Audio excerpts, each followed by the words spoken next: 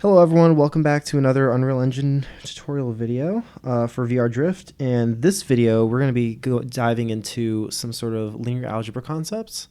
And this video is going to be called The Matrix, because matrices are fundamental to a lot of linear algebra. So let's start talking about what we're going to talk about today, which is transforms. I'm going to put this in a new color.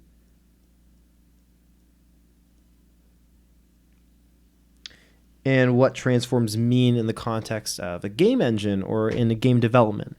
So let's start with what defines where I am in the world. So where am I? So there's a few things that I can tell you exactly where I am in the world. One is coordinates. So there's a coordinate system. Oh, I can't spell. Coordinates that will tell you where I am anywhere in the world. It will give you, it's accurate up to about 16 feet, but it gives you a general idea of my location. The other idea is direction. So we have cardinal directions like north, south, east, and west. It's usually divided up into 360 degrees. You can go even more minute than that, but that will also tell you which way I'm facing in the world. And that gives you a generally rather good idea of where I am. I can also say I am in a specific room in my apartment. And that apartment belongs at a house address. There's different ways to talk about this, and we will go more into it, but I'm going to start labeling these so that you can know. But that's a global way of positioning, and this is local. So we'll talk a little bit more about that in further, but right now we can go into what a transform is and how it relates to what we just talked about. So a transform. There's three things that go into a transform. The first one is probably the most important, in its location.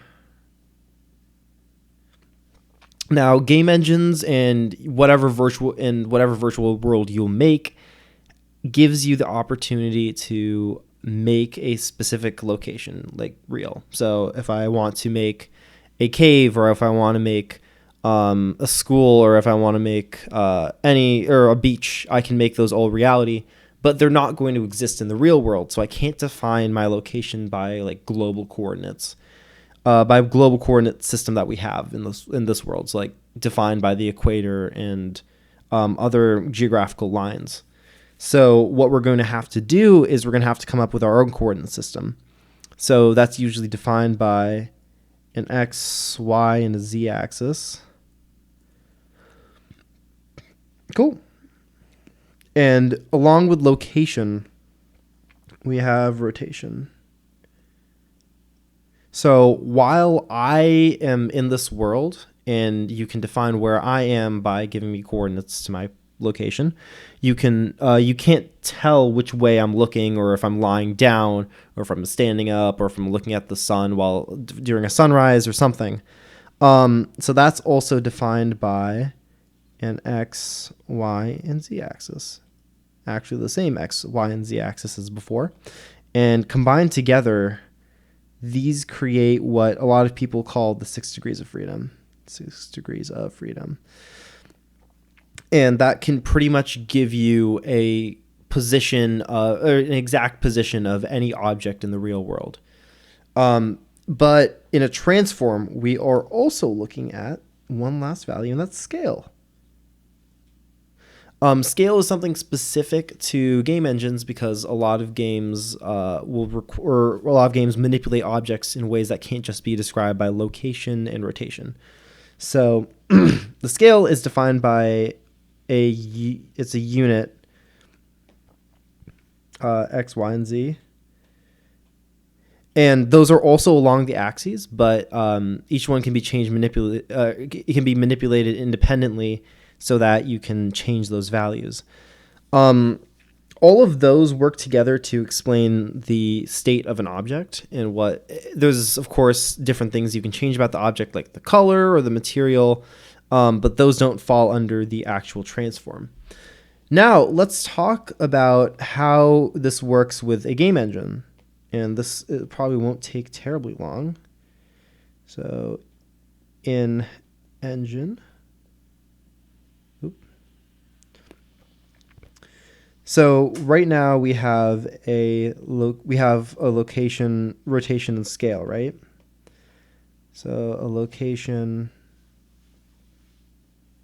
and it will give you, actually, this is a good use of colors, X, Y, and Z. And those values you can fill in with anything. There's generally a center, which would be 0, 0, 0. And that would describe the center of your world. Usually you would want to make sure that you create your world around a center, not like super far from it. It just may cause problems later. But that's how you are going to be using location. Now we also have a rotation, right? It's also described along in X, Y, and Z.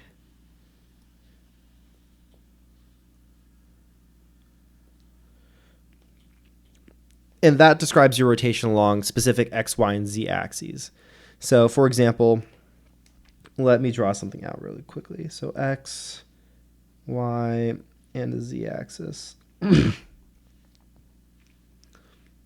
Cool. So, we have an X, Y, and Z axis. If I have a box, or I'll just draw a square. If I have a square and I move X to the value of 1, the square will move up 1. It'll move this one. It moves this way, 1. If I rotate it along the x-axis, and I rotate it, let's say 90, the square becomes very vertical, so it goes like that. So it just turns 90 degrees along that specific axis. And that's what the rotation will describe. So let's erase that. And I am also going to keep this diagram because I will use it later. Okay, the last one is scale, right? And that also has an X, Y, and Z value.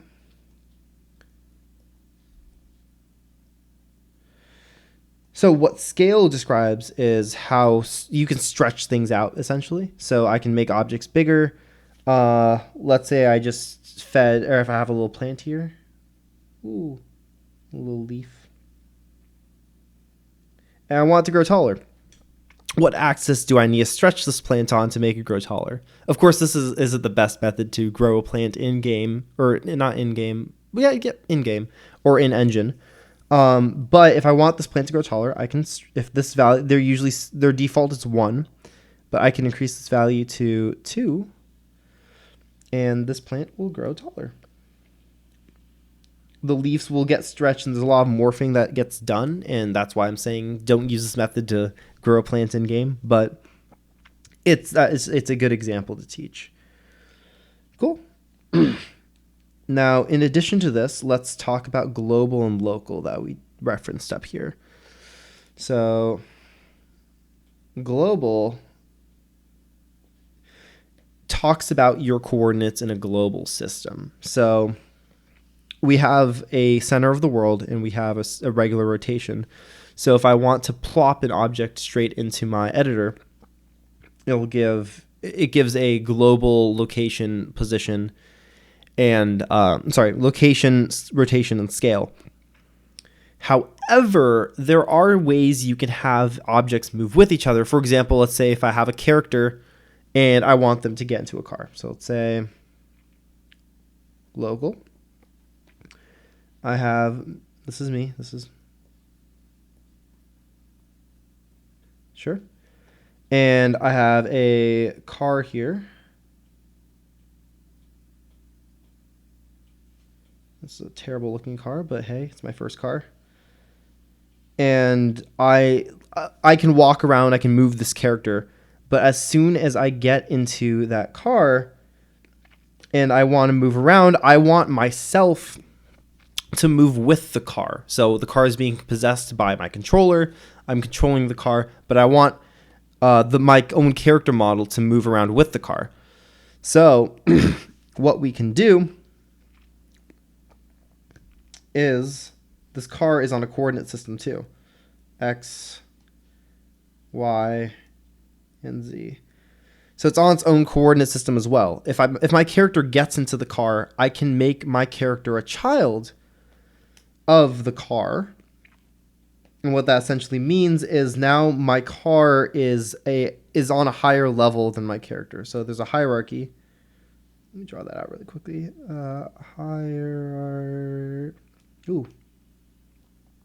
Hierarchy? Yeah, hierarchy. And currently, if this is the world, well, I should keep the same color.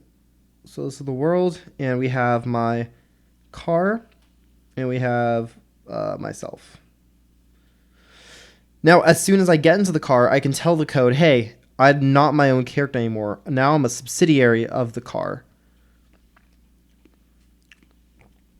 Right? So now the car is my parent. I want my character to attach to the car, and I want the car to control what my character does. The neat thing that this does for us is I can now tell the game that my coordinates are going to be relative to what the car's coordinates are. So now I'm controlling the car, and I want my coordinates to be a little bit forward from the car. So let me draw myself again. I'm just going to stand on the car because I don't think I have space to sit in it. My coordinates are now going to be I'm just going to put relative in big words or big letters. So relative to the car, I have an X coordinate, again a Y coordinate, and also a Z coordinate. And the X is going to be a little bigger, so that's at I'll say 5, and Y is still 0, and Z is still 0 because I'm not anywhere above the car. So I can say my coordinates in relation to the car are relative, and there's a lot of different things in Unreal Engine and other game engines that will let you do this very easily. So that will be explained through our tutorial demo that I'm going to link this week.